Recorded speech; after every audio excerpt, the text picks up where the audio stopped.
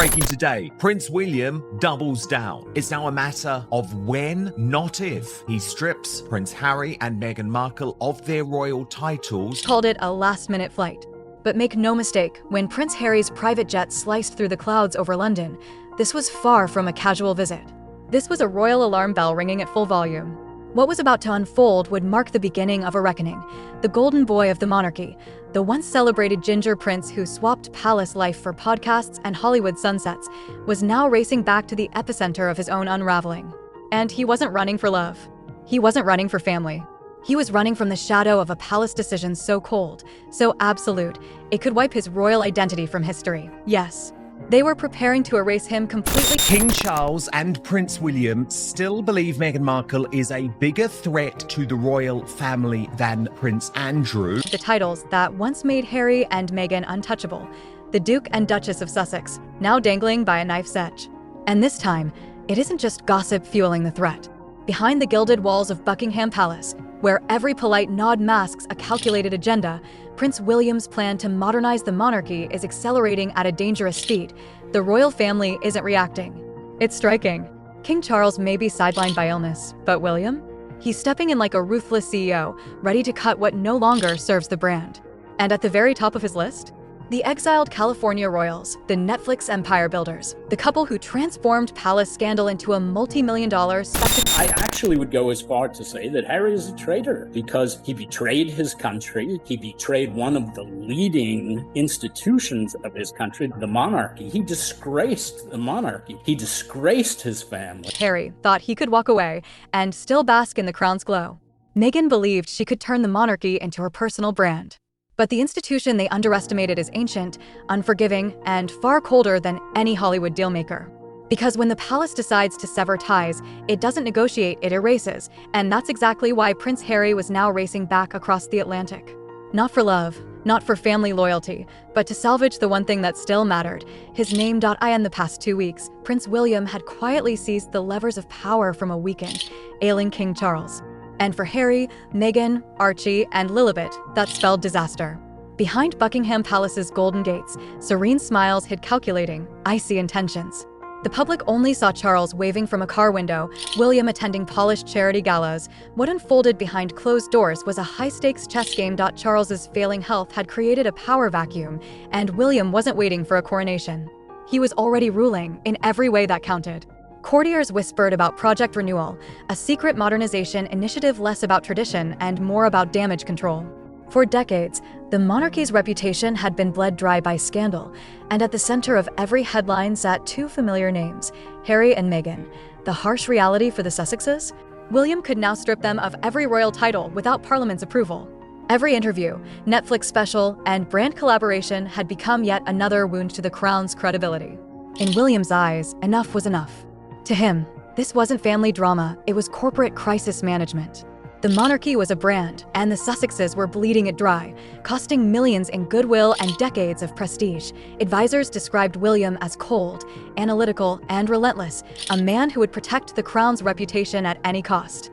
Discussions of a title audit quickly escalated into full legal strategy sessions. The goal was clear: streamline the monarchy, cut loose ends, and control the narrative. While Harry lounged in California, soaking up the sun, his royal identity was quietly being dismantled, piece by piece. But here's the twist: the latest charity report wasn't just about finances. It was a blueprint aimed squarely at ending Harry. Not only that, it was crafted as legal cover for a potential lawsuit and criminal inquiry. The first name on that secret list? Not Andrew. Harry. The palace called it administrative housekeeping. But make no mistake, this was a royal hit disguised as policy. Deep inside Clarence House, lawyers began meticulously dusting off century-old constitutional texts. The 1917 letters patent on paper, ink, and parchment. In reality, absolute power. William's advisors framed it as brand protection. If you no longer serve the crown, you don't represent it.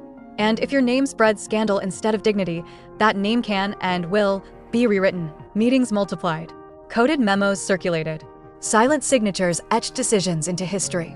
In hushed corridors of the palace, one phrase echoed like a specter: title review. The first test was Andrew, a calculated trial to measure the public's reaction. When outrage failed to materialize, the next step became unavoidable. The Sussex titles would vanish. Framed as modernization, presented as progress, the truth was far more ruthless. A surgical strike on a dynasty. The palace saw them as a threat. History had already spoken Andrew, Fergie, and the warning was clear: repetition would not be tolerated. Staffers prepared talking points for eventual leaks. Yet someone wasn't supposed to hear. Somewhere in Montecito, Harry's phone buzzed with a message that froze his blood. It wasn't rumor. It wasn't gossip. It was a warning. They were coming for the titles. A quiet California week, sunshine, yoga, curated calm, was instantly shattered. Under the radar, Harry boarded a private jet. No entourage. No smiling wife. No paparazzi. Just one goal: reach London before the palace made the move permanent. This was not a family visit. It was a high-stakes rescue mission, a race against a silent, unstoppable clock. Every mile across the Atlantic tightened the knot in his chest. Would anyone meet him? Would the gates even open? He thought a single phone call could fix it all. He was wrong. Landing in London, expectation collided with reality. Silence. No driver. No reception. No familiar face. The palace had not only closed ranks, it had closed its doors. Requests for a private audience with King Charles went unanswered. William? Unavailable. Alone, cut off, blindsided. Courtiers averted their eyes. Calls were rerouted.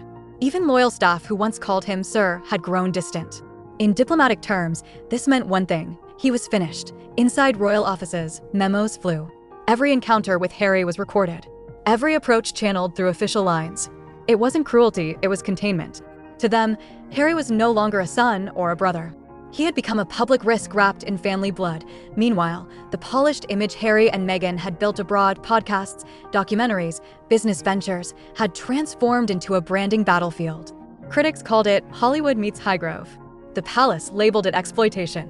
When Meghan filed trademarks linked to her Duchess identity, William's advisors saw leverage. Told not to proceed, she did anyway.